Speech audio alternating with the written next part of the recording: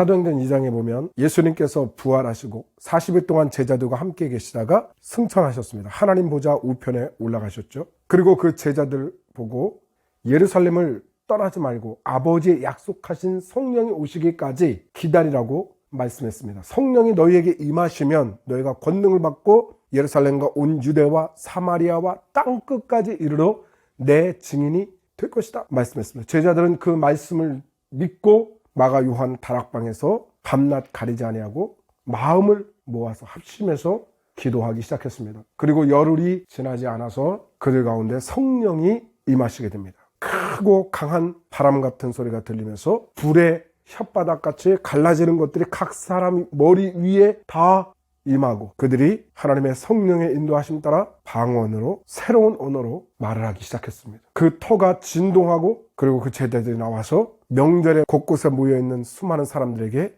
하나님의 말씀을 선포하기 시작했습니다. 그때 예수님의 12명의 제자 중 하나였던 베드로가 서서 사람들에게 외쳐 말하기 시작했습니다.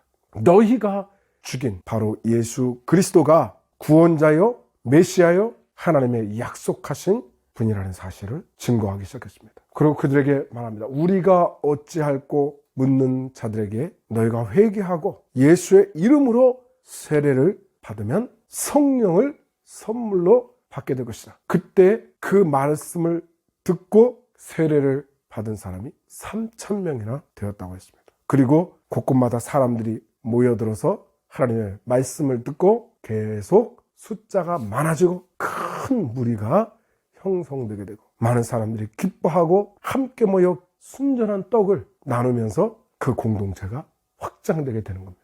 거기서부터 2000년이 지난 지금까지 이 교회가 이루어져 온 거예요. 성령이 오시면서부터 하나님의 교회가 이처럼 크게 성장해 온 것입니다. 성령의 역사는 교회의 시작인 거예요.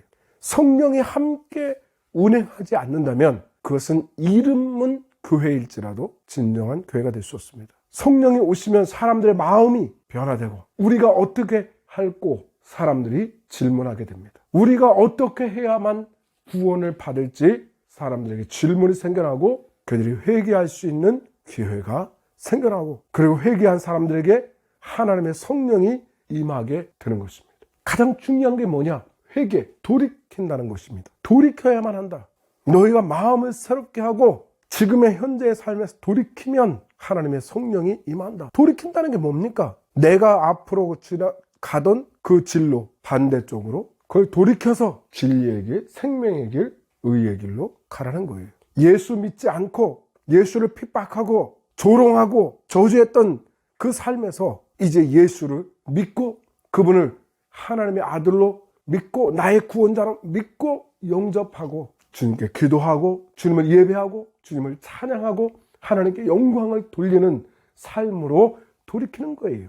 예수 믿지 않던 사람이 예수 믿게 되고 교회 다니지 않던 사람이 교회를 다니게 되고 하나님을 불신하고 예수 그리스도를 조롱하던 사람이 하나님을 믿고 예수 그리스도를 찬양하는 자리에 돌이키는 것, 그분의 발 앞에 무릎을 꿇고 영광을 돌리는 것, 그것이 회개입니다. 마가 요한 다락방에서 성령이 임하시고 이 예루살렘 성중에서 하나님의 말씀을 선포하는 그 말씀을 듣고 예수를 이단자여 불신자라고 생각했던 사람들이 예수 그리스도가 바로 하나님의 보내신 자이심을 믿고 형제들아 우리가 어떻게 해야 됩니까? 우리가 이 잘못된 길에서 어떻게 해야 됩니까? 그럴 때 너희가 예수님을 하나님의 보내신 분으로 믿고 돌이켜 그분을 마음에 받아들이고 세례를 받으면 성령을 선물로 받게 된다. 오늘 본문에 나오는 하나님의 말씀, 온갖 괴로움 속에서 고통 속에서 살아가는 이스라엘 백성들에게 자, 너네들이 왜 그러한 삶을 살게 되느냐? 너희가 하나님의 백성이라고 이름을 했지만 하나님 없는 사람들이 조롱하고 야, 너희 하나님이 어디냐? 너네가 예배하고 제사 드렸던 그 하나님이 어디냐? 하나님의 도움이 어디 있느냐? 그 조롱하던 삶에서 너희가 하나님 앞에 우리를 불쌍히 여겨주십시오. 우리를 도와주십시오. 하나님 우리와 함께 해주십시오.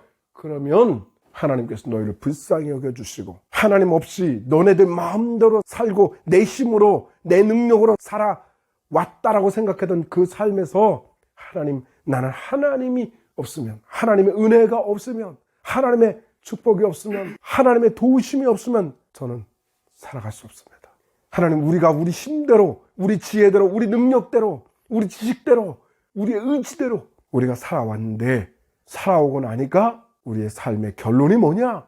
고통뿐이 없더라는 겁니다. 절망뿐이 없더라는 겁니다. 아무것도 되는 일이 없더라는 겁니다. 사람들이 하나님을 언제 찾습니까? 잘 될 때 안 찾아요. 왜? 내 생각대로, 내 뜻대로, 내 힘대로, 내 열심대로 살아왔는데 잘 되는 거야. 그런데 거기서 무슨 하나님을 찾습니까? 하나님께 드리는 기도가 그렇게 열심히 있겠어요? 없어요. 그냥 형식적으로 교회는 나올 수 있어요.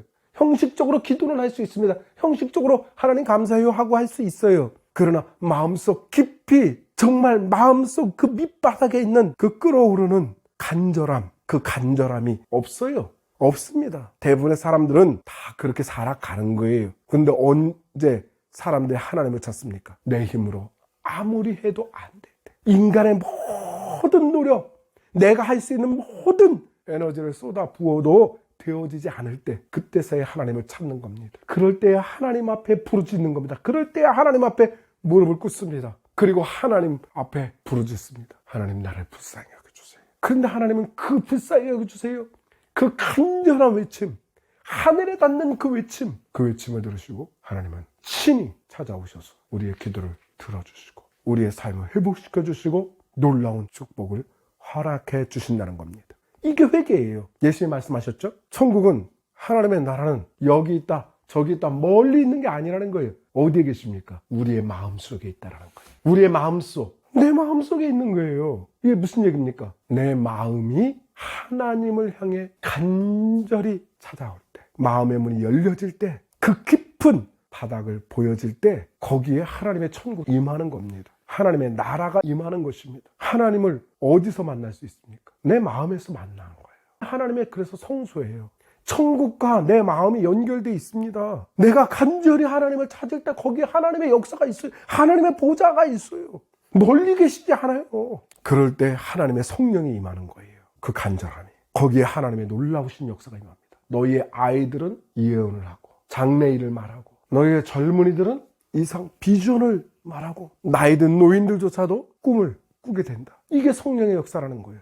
희망이 생긴다라는 거예요. 미래가 보인다라는 거예요. 하나님의 놀라우신 은혜와 축복이 보여진다라는 거예요. 그것을 노래하게 된다라는 거예요. 찬양하게 된다라는 거예요. 내 현실의 삶 전혀 변한 것 같지 않아요. 내가 부르짖었다 그래서 갑자기 변화되는 것 안 보일 수 있습니다. 그러나 우리는 믿는 거예요. 믿음이 오는 거예요. 왜? 하나님이 함께 하시는 때에 그 하나님이 함께 하시는 것을 느낄 때 미래가 이렇게 되겠구나. 하나님이 우리와 함께 하시니까 당연히 내 삶이 이렇게 변하겠구나. 꿈이 꾸어져요. 꿈꾸는 자가 되는 거예요. 이게 놀라운 성령의 역사입니다. 내 안에서 희망이 생겨지는 것입니다. 하나님의 성령이 임하면, 하나님의 성령이 임하려면 어떻게 돼요? 회개해야죠. 회개가 뭡니까? 나 자신을 의지하고 내 생각대로, 내 뜻대로 살아가려던 그 마음, 내 자신을 믿고, 그래, 내 힘 아무도 도와주는 게 없어. 내 힘, 내 주먹 믿고 살아가야 돼. 아무도 나를 지켜주지 못해. 내가 나를 지켜야 돼. 이렇게 생각했던 삶에서 이제 하나님이 나를 인도하신다. 그 밑바닥에 있는 내 바닥을 하나님께 보여드려야 돼요. 중심을 보여드려야 돼요. 내 안에 있는 깊은 영혼의 소리를 하나님께 들려드려야 돼요. 보여드려야 돼요. 그 믿음을. 그러면 성령이 임하신다는 거예요. 성령이 임하면 꿈꾸는 거예요. 그게 성령의 역사입니다. 오늘 하나님의 꿈이, 하나님의 비전이, 하나님의 성령이, 하나님의 예언이 온전히 이루어지기를 바랍니다. 기도하겠습니다.